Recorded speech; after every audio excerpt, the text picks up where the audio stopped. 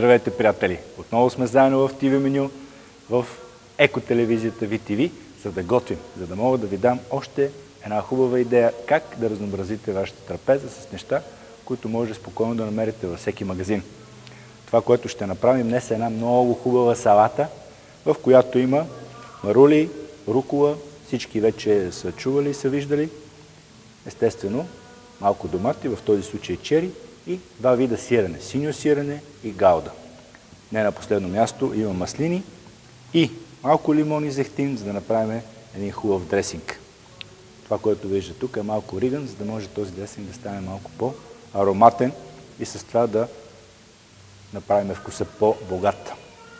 Сега, на първо време ще взема малко от тези маслини и ще изрежа месестата част, ще махна костилките, за да можем да използваме за тази рецепта. В момента, в който махна месото, то ще стане в такава форма, че няма да има нужда да бъде рязано след това. Така че, общо взето, сега няколко минутки ще се забавлявам с тези маслини.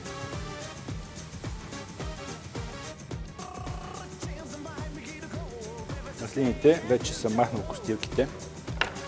Ако намерите в близкия до вас магазин маслини, които са без костилки, ви препоръчвам да ги използвате, защото след това вида в салатата е малко по-различен. Ще видите за какво става дума. Сега, време е тази марула да я сложа в купата за салата, като за целта ще я накъсам и ще махна основата на тази салата. След това накъсвате на удобни за хапване парчета.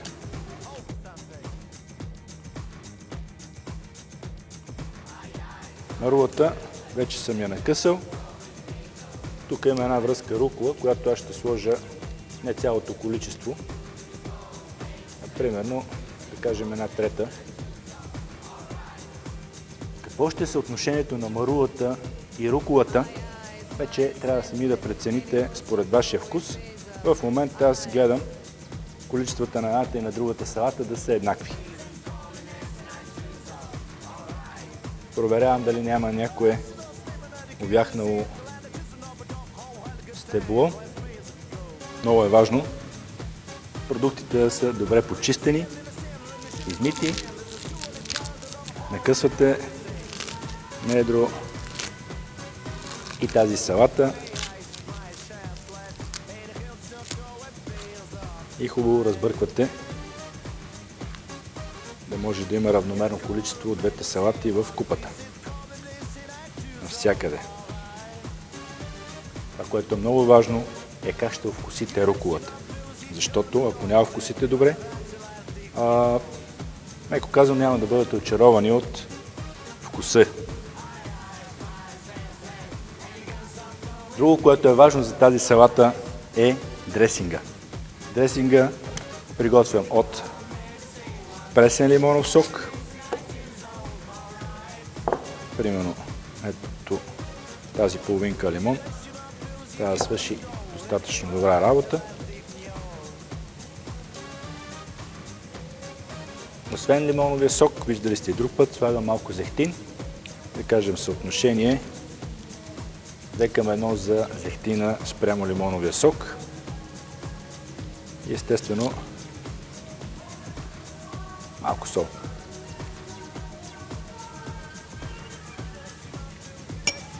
Сега, тук има много семки.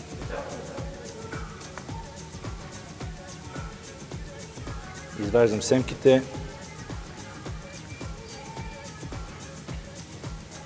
Слагам една щипка от ригана. И след това идва ред на зехтина.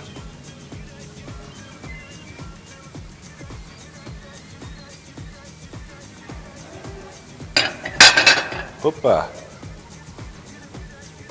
Една щипка сол. И след това разбърквате хубаво, докато се получи кремообразна смес.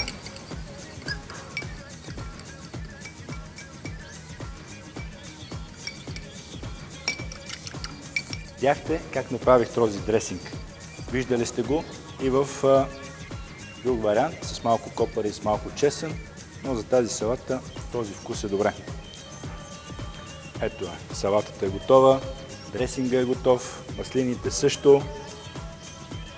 Слагам маслините в купата с салатата. След това идва ред на тези красиви чери доматчета.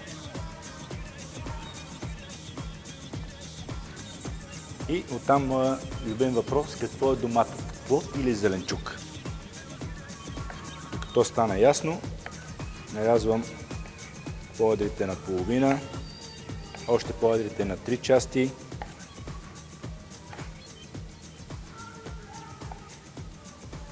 И голямата част слагам отново в салатата.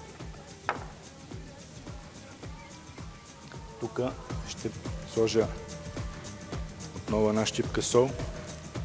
Ще разбъркам бързо.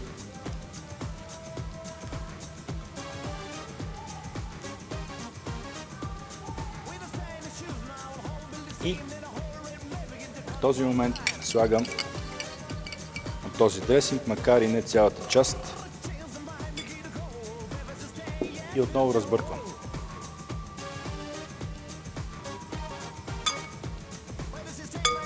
Да може от дресинга да има върху всичката марула. Много свежа салата. Както виждате, приготвянето не е никак трудно. Но това не е всичко. Това, което следва, е да почнем да сервираме и да вкараме в употреба и сиренето. За сервирането на тази салата може да използвате всякаква чиния, но ви препоръчвам някоя, която да е под формата на купа или изцяло да е купа, или тази, която е с малко периферия. Взимате от салатата, слагате в чинията.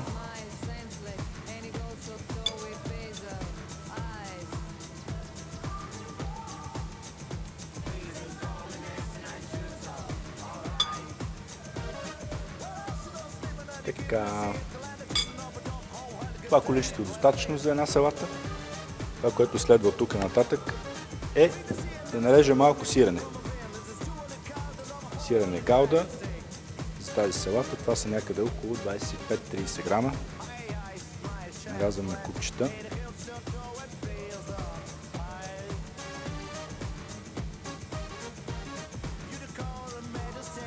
Като идеята е купчетата да бъдат с еднаква големина. И поръсвам върху салатата.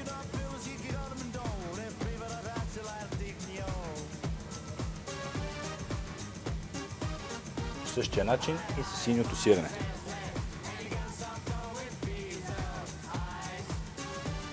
За тези, които не обичат много синьо сирене, могат да сложат някъде около 20 на грама от този продукт. Въпреки че това салата стои много добре. Отново се старайте да нарежете купчета. Естествено, ако сиренето ви позволи. И разпределям това сиренце отново върху салатата.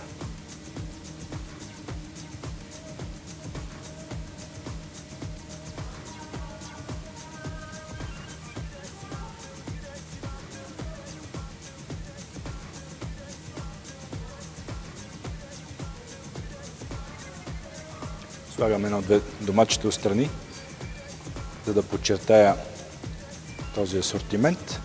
От тук нататък тази салата не се нуждае от нищо друго, освен от една добра компания. Марули, рукола, чери домати, маслини, гауда и синьо сирене и не на последно от невероятния дресинг с пресен лимонов сок, зехтин и малко риган.